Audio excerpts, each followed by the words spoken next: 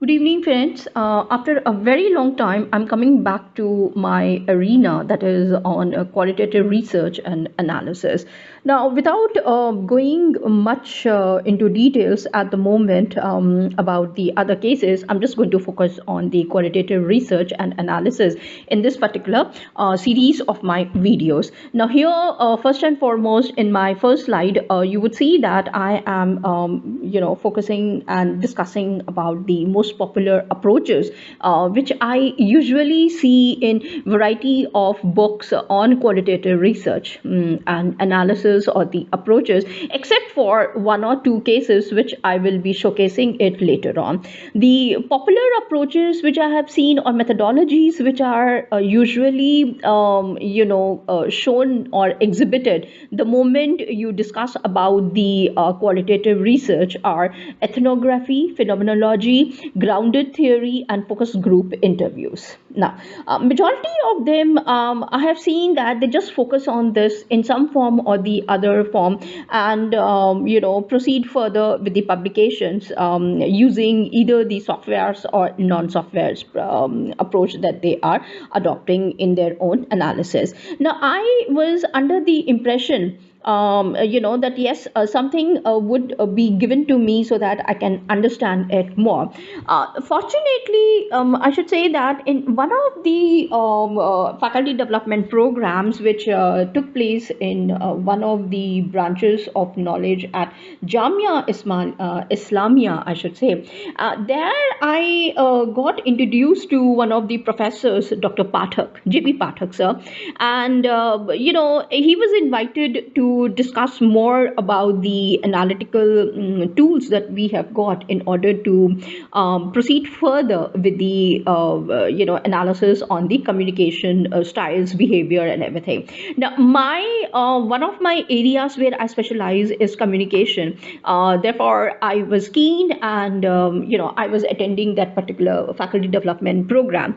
Now, the moment he started off, he picked up a topic which was something which was already introduced at my graduation, post graduation, or MPhil levels. So I was very happy, and I was really excited to know more from him. And then later on, he asked me during the tea break, Ramini, I could see that yes, you're highly excited. So I told him, sir, I come from this particular department, and these are certain things which I already know, and my teacher is so and so person. The moment I told him, he got excited, and he knew my teacher very well, and he said that you are a very lucky student of your teacher, that yes, he has done a wonderful work in this particular area, and you have attended majority of his classes and everything. I'm pretty sure you know that more than anything. And this he announced in front of all the students who were present over there.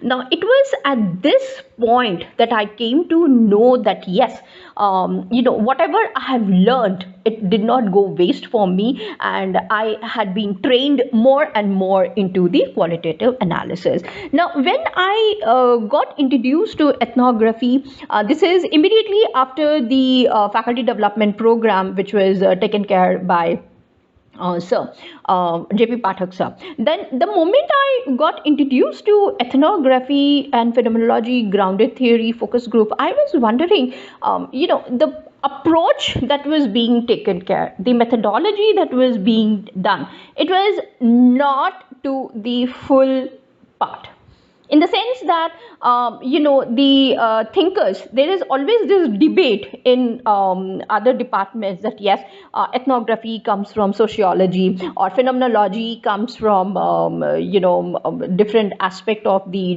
knowledge altogether. Grounded theory is this, and focus group, including some of the books that have been published over here, not some, in fact majority of them. So later on, I luckily got the I should say opportunity to attend one of the international workshop exclusively on the qualitative analysis, and there I asked the person. So can you please tell me, because I come from this department and nobody is there to clear my doubt. Can you please help me out? It was at that point that I came to know that yes, you are absolutely right in raising that particular doubt. In fact, since you are aware of it, why don't you come ahead and explain to us as to how this thing takes place. Now that is the groundbreaking chance for me, and I thanked God after that, my big daddy, and I thought, okay, let me proceed further now in clearing these kind of doubts and everything. So as I proceed with my videos on qualitative research, I'll be sharing the books which are dedicated, the theories from who in the history or the chronological order as to who was the person who came up with these concepts and the approach that was I should say given or handed over to us. And this will not be done just theoretically. I will be showcasing to you the papers which have been published also side by side, and the manner that they are taking care of it. Now, given this, apart from these four, are there other approaches also?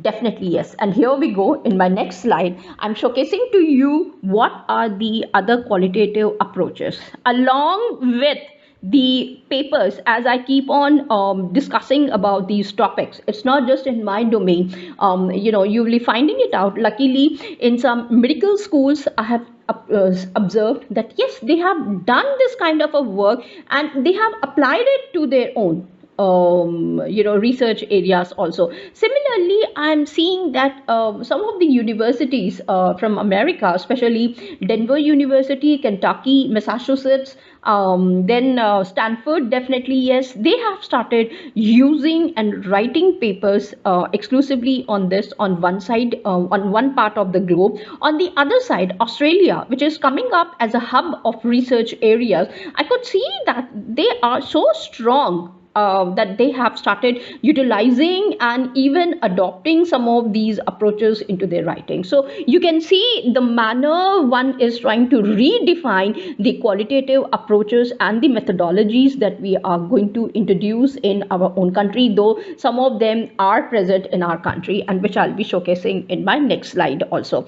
So given these kind of things, so you can see that the most popular approaches are ethnography, phenomenology, grounded theory, and focus groups. However, the other Western approaches that you can see are realism, critical realism, structuralism, post-structuralism, idealism, rationalism, logical analytics, then positivism, pragmatism, then existentialism, feminism, definitely yes, linguistics, cognitivism, nihilism, utilitarianism, then we have got contractualism, then theory of justices, and the analysis that we can really learn from these theories is fabulous and awesome. Then subjectivism and objectivism.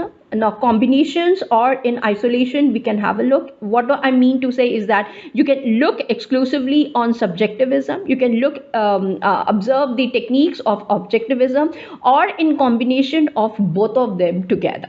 Okay, so we will see what what are those theories and where we are able to perceive this thing. Marxism is one more area which is the most popular one that I can see in the Western side that they use in majority of the papers. Then hedonism, definitely yes, relativism is also there for us. Then skepticism, then the most popular ones which I can see is again constructivism and deconstructionism. Now deconstructivism you can say, or deconstructivism also.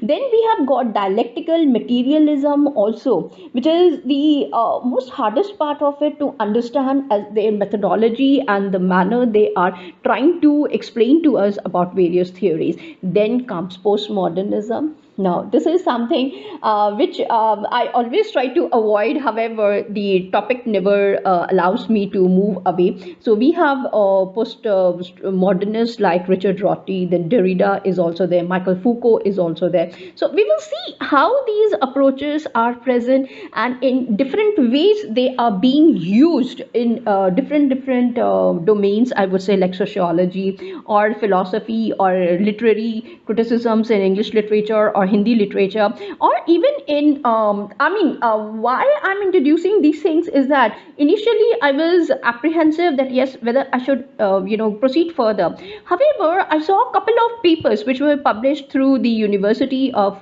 Denver as well as Kentucky, and in the night, I should say this was last year, around 1:30 or 2 o'clock in the night, I received this particular paper from the person who had published it, and I started discussing with him, and later on I understood I read, so I will be showcasing those papers also side by side so that we know how to apply these approaches in our papers also side by side. Now let me stop here, and I'll come up with yet another video wherein I'm going to showcase to you the qualitative approaches used in Indian theories also side by side. Till then, thanks and take care. Bye.